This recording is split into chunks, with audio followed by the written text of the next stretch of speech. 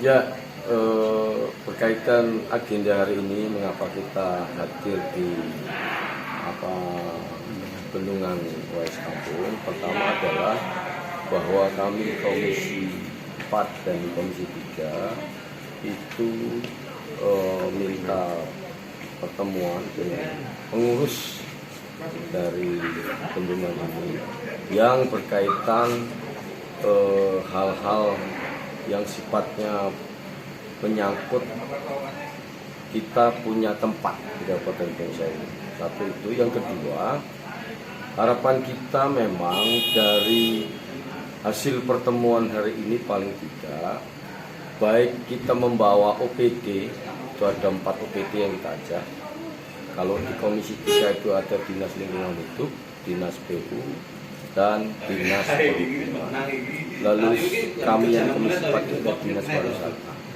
Dari 4 OPD ini harapannya bahwa berkaitan kembali apa yang sudah diresmikan oleh Presiden kita ini, bendungan ini sangat bermanfaat, dan nantinya kita bisa mengelola bersama yang intensivitasnya adalah untuk kesejahteraan masyarakat masalah pengairannya, khususnya Kabupaten Pengsai ini.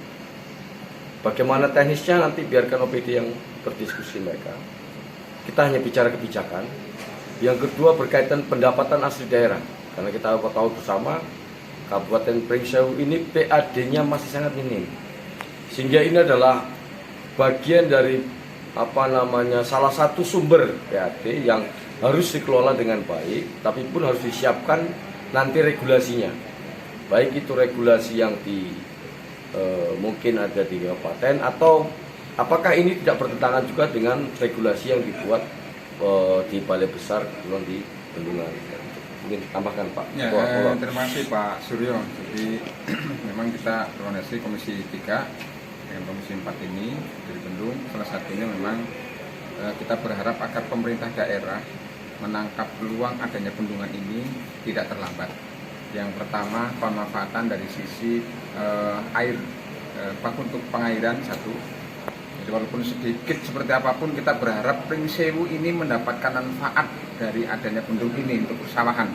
Dan itu sudah disampaikan, kurang lebih ada 500 hektar Pak Surya yang bisa yang akan dipakai untuk dinikmati oleh Pengsai, walaupun itu memang masih cukup sedikit bagi kami. Yang kedua, berkaitan dengan air baku untuk air bersih, itu juga akan membantu PDAM air bersih yang ada di Pengsai. Kemudian yang ketiga berkaitan dengan pariwisata ini kaitannya dengan pendapatan asli daerah. Jadi agak luas kalau pendapatan asli daerah, karena sumbernya tidak hanya dari pariwisata, nanti ada dari sektor olahraga, kemudian parkir, kemudian persampahan dan sebagainya, yang maksud kami itu disiapkan sejak dini.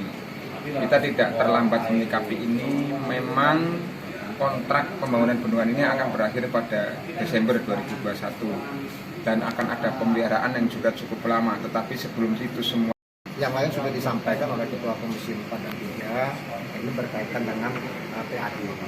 Kemudian penataan sebelum Balai Besar itu masa perawatannya habis. Jadi sebelum habis, kita juga perlu, tadi sudah kita sampaikan, untuk penataan baik itu di bidang parkirnya maupun pedagang-pedagangnya, supaya sebelum bendungan ini diserah terimakan dengan pemerintah daerah, ini tidak terjadi apa-apa. Kita juga mendengar kemarin itu ada kemudian penataan parkir yang kurang memadai, dan adanya kelompok-kelompok yang memang dibuat keuntungan sendiri. Nah, ini juga nanti akan tertata dan akan dibuatkan peraturan bupati untuk regulasinya untuk kebutuhan daripada yang ada di Kabupaten Pengsai ini secepatnya lah itu. Saya kira itu. Terima kasih. Terkait isu pungli yang 3 hari yang lalu Pak, perhatian dari Komisi 3 sendiri bagaimana? Ya, saya kira kalau yang pungli kemarin itu tadi sudah juga dibicarakan bahwa itu kan belum ada perbu yang memberikan regulasinya terhadap pungutan-pungutan. Jadi itu memang pungli kalau dasar hukumnya belum dibuat. Oleh sebab itu pemerintah daerah ini akan segera membuat dan perbu itu yang untuk mengatur berkaitan dengan pedagang kaki limanya di sini, kemudian pariwisatanya, kemudian perparkirannya. Kira itu. Harapannya ke depannya Pak untuk bendungan ini Pak, untuk menyikapi bendungan Ya, ini.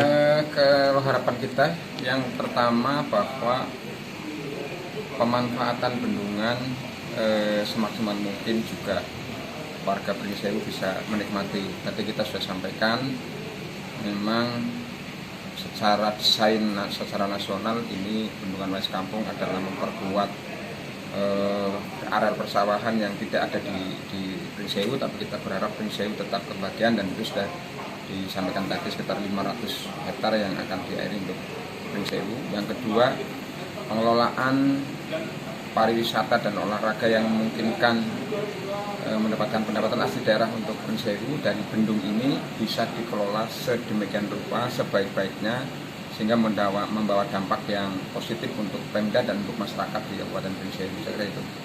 Gitu lagi. Cukup, makasih.